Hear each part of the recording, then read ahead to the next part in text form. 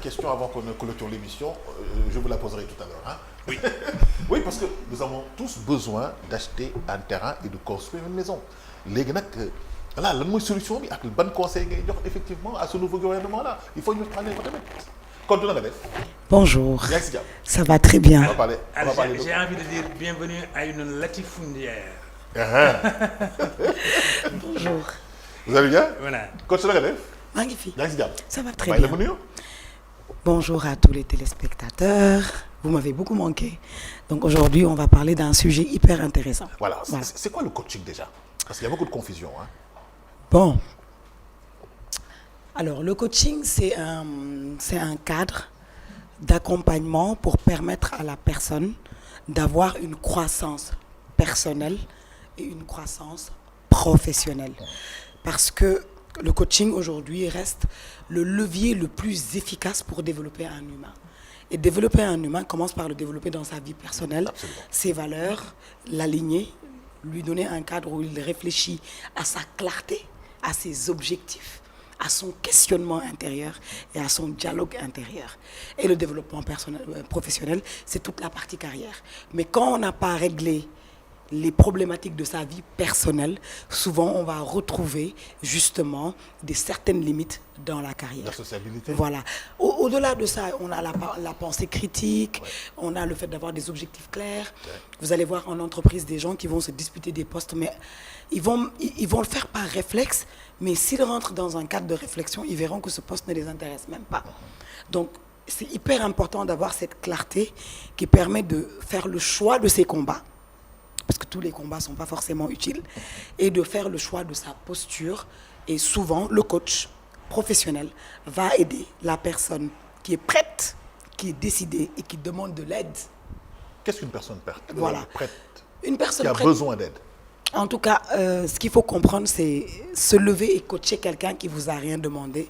C'est comme essayer de forcer un café à quelqu'un qui vous a rien demandé. Absolument. Donc, la première chose en coaching, c'est que la personne qui C'est veut d'être être conscient coachée de ses problèmes. doit avoir un certain niveau de conscience de son problème et doit chercher son coach et venir lui dire « Bonjour, je cherche un coach, voici mon objectif ». Et même si l'objectif n'est pas clair, ce n'est pas grave. Ce qui est important, c'est juste le déclic et le niveau de confiance. C'est le rôle du coach dans sa posture d'aider la personne à clarifier ses objectifs pour qu'à la fin du coaching, il puisse évaluer. Est-ce qu'il a doit quitté être la un posture point du coach? A à un point B? Alors, Mamadou Nia, vous avez une question? Oui, mais Oui. coach, c'est un métier. C'est une profession. exactement. Est-ce que c'est régi par voilà, des règles? Exactement. Avec voilà, Oui. une convention? Oui. Ou est-ce que peut-être ici il y a, comment on appelle ça, il y a Des sanctions accréditations, des des trucs. accréditations et puis peut-être bon, voilà, des éléments d'identification, n'est-ce Oui, pas? Des il y en gens a. qui appartiennent effectivement à ce corps. Exactement. Et comment se défendent-ils face peut-être bon, maintenant voilà, au mimétisme? Alors, au Sénégal, en tout cas, ou en Afrique en général, beaucoup de gens peuvent s'autoproclamer coach. C'est ça. Mais il faut savoir que coacher, un coach n'est pas un formateur. Un coach n'est pas un consultant. Même si beaucoup de consultants sont devenus coachs et beaucoup de traîneurs ou formateurs sont devenus coachs. Le coach a un rôle d'accompagnement. Le coach ne donne pas de conseils. Le coach ne vous dit pas ce qu'il faut faire. Il vous crée un cadre de réflexion qui vous permet d'aller chercher les réponses parce que tout le monde a les réponses en son fort intérieur. Si je dois vous coacher aujourd'hui sur vos valeurs, je ne vais pas vous dire les meilleures valeurs. On va avoir la discussion de, selon vous, c'est quoi vos valeurs? Vous allez lister dans un premier jet, mais vous allez me dire, mes valeurs, c'est l'intégrité, je sais pas quoi, je sais pas quoi. Mais quand on va regarder dans le comportement, on va voir, par exemple, qu'on utilise beaucoup de mots dont on ne connaît pas forcément la signification.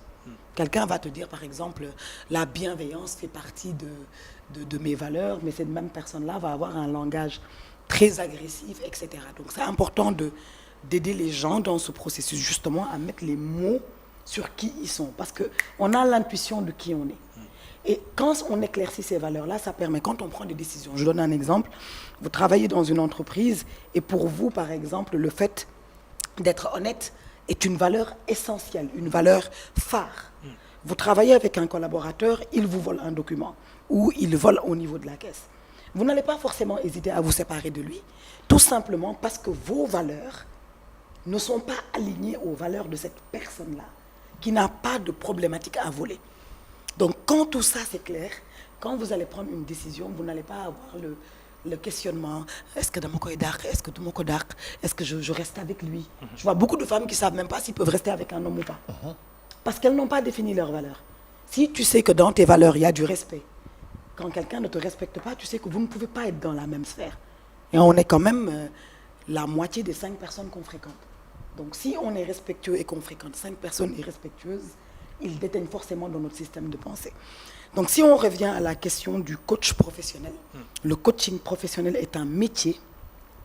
Il y a des organismes de coaching et il y a des organismes de certification et d'accréditation. Et entre les organismes, quand vous êtes certifié, je donne un exemple.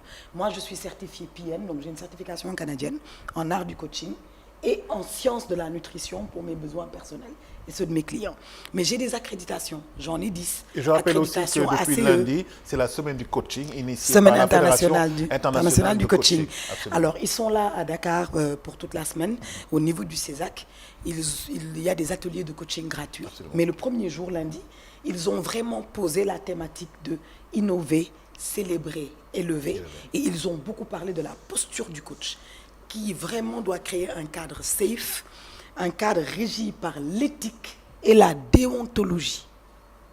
Mais ça, on parle du métier. On parle du métier. Mais là, je parle du patient. Voilà. Parce que je considère les autres Voilà. comme des patients. Mais êtes-vous conscient que nous sommes tous, entre guillemets, un peu malades?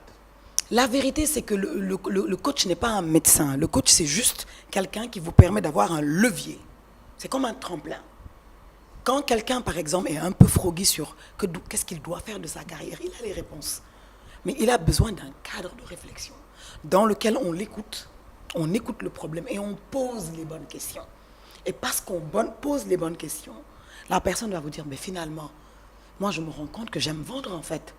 C'est juste que je ne suis pas dans le bon Mais cadre. nous vivons en société, Côte d'Ivoire. Voilà. Est-ce que ça ne peut pas être un obstacle? Pas du tout. Mieux se connaître est toujours un outil qui permet d'avancer plus vite. Parce qu'on est en société, mais nous sommes des individualités. Nous devons choisir les cadres dans lesquels nous travaillons. Nous devons choisir les gens avec lesquels nous nous mettons en couple. Nous devons choisir les gens avec lesquels on interagit. Et quand on veut croître de manière sérieuse, il faut choisir son réseau, parce que le réseau aussi est un tremplin. Alors, donc il faut savoir qui on est. Alors, je me fais le porte-voix de 2 personnes Oui. qui ont envie de vous jeter une pierre, Oui, mais qui n'ont pas les moyens de le faire. J'écoute. Ils disent, mais voilà. Faites-lui moins. Ne le faites pas trop mal. Hein. Voilà. Non, ils se disent, est-ce que ça n'est pas coacher ou coaching, est-ce que ça n'est pas un attribut des pays européen. européens où il y a un individualisme un peu exacerbé, alors que nos sociétés sont plus ou moins communautaires, avec une certaine collégialité. Donc, l'isolement peut provoquer peut-être des choses qui font que peut-être voilà, le besoin de coaching se fait sentir. Tandis qu'ici, peut-être voilà, il y a les badianes, les tantes, les oncles, les grands-pères, tous dans une même maison. Si bien peut-être que les problèmes psychiques, les problèmes psychologiques ou des problèmes peut-être voilà, du moi ne sont pas si exacerbés que ça. Est-ce qu'un coaching peut prospérer dans des pays comme le nôtre? Bien sûr. Parce que vous avez dit que vous êtes accrédité au Canada. Alors, Et vous êtes certifié même au Canada, oui. Mais maintenant, quel est le processus de validation de vos certificats ici au Sénégal? Est-ce qu'il y a également... Il n'y a pas de processus au Sénégal, c'est des diplômes internationaux. Okay. Là, actuellement, c'est la semaine internationale du coaching. Si tout se passe bien, d'ici 1 an, il y aura justement un collectif de régulation et de pairs au Sénégal, mais ça se construit. Mais il faut savoir, par exemple, qu'en entreprise, quand vous prenez quelqu'un, que vous le nommez sur un poste, il est compétent pour le poste d'où il vient.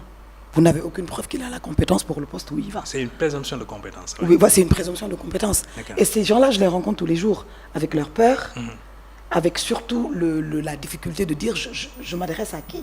Aujourd'hui, un dirigeant, quand il est dans la solitude du dirigeant, on est au Sénégal, un dirigeant est supposé être riche, bourgeois, blabla. Mais c'est un humain comme vous et moi. Dans ces questionnements, il le fait avec qui? C'est pas pour rien qu'il y a des coachs de dirigeants. Quand je coach en entreprise, par exemple, je suis essentiellement dans des CODIR, essentiellement avec des chefs de département ou des dirigeants. Ñooñu am nañ bàjjan, am nañ papa, am nañ yaay. Mais est-ce qu'ils ont le narratif pour aller chercher le modèle qui est déjà passé par un chemin sur lequel eux, ils peuvent se projeter. N'oublions pas qu'on fait partie des pays les plus pauvres du monde. Il n'y a pas d'hasard. Vous savez, je donne un exemple.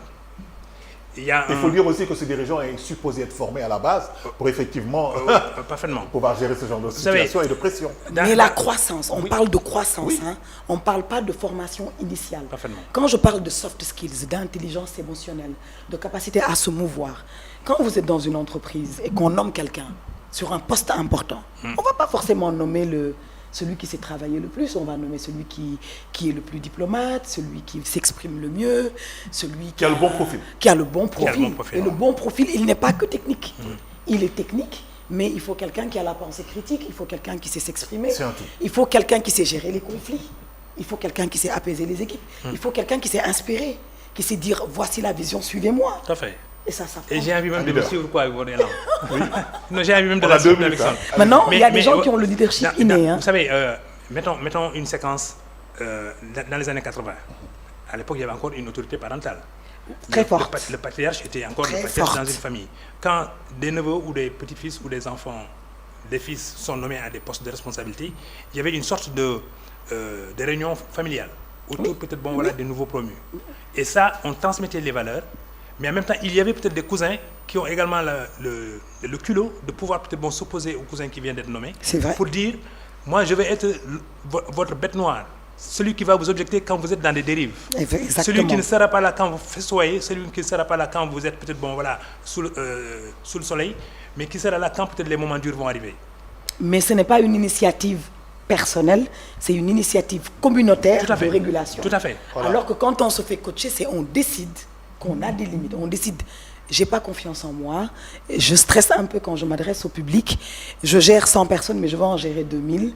J'ai une grande vision, je veux réussir et je veux avoir un world class level. Donc, je veux que des gens qui ont fait ce que je veux faire viennent m'éviter le temps perdu à copier un modèle qui ne m'amène pas là où je veux aller. Il est l'heure de se Voilà. Voilà, mais coach, dis, nous devons deuxième partie de la semaine prochaine. Inch'Allah, j'en profite pour encourager beaucoup ceux qui sont au niveau du CESA, qui sont en train d'animer des ateliers gratuits pour les dirigeants. J'ai eu le plaisir de recevoir d'ailleurs. Hein, voilà, donc ils font du très bon boulot. Je vais faire un petit bonjour à Jojo, à Khadi et à Monsieur Sarr, qui sont des précurseurs du coaching au Sénégal. Et j'espère vraiment que d'ici l'année prochaine, on aura une vraie corporation, parce que réussir dans un métier, c'est aussi être avec ses pairs, respecter ses pairs et gagner le respect de ses pairs. Merci coach Kodou Kébé. Merci beaucoup à toi. Merci Mamadou Ndiaye. Oui. Mais écoutez, la question, je vous la pose. Moi, je pense que sur les questions foncières également, il faut peut-être qu'il y ait des coachings. Parce que quand même, ces appétits ne sont plus normaux. Hein. Ah oui. Les gens qui sont prêts à tout pour peut-être dire ça me revient. Ça Leadership, éthique, intégrité. Oui. Quand vous parlez tout à l'heure du foncier, moi j'aime souvent rappeler aux gens quand ils viennent à Dakar, ils disent oui, Dakar ken de Koufi. Je leur ai dit, c'est dommage parce que ce pays a une histoire. Moustapha, voilà. Je dis, ce pays a une histoire et on oublie le droit coutumier. Voilà. Si les Parcelles Assainies, Mam Alassane Laye moo ko yëkkati may ko état parce que ku nekk xam nga kan moom fan. Merci beaucoup. Kodou, là, on est obligé de décrocher. Voilà.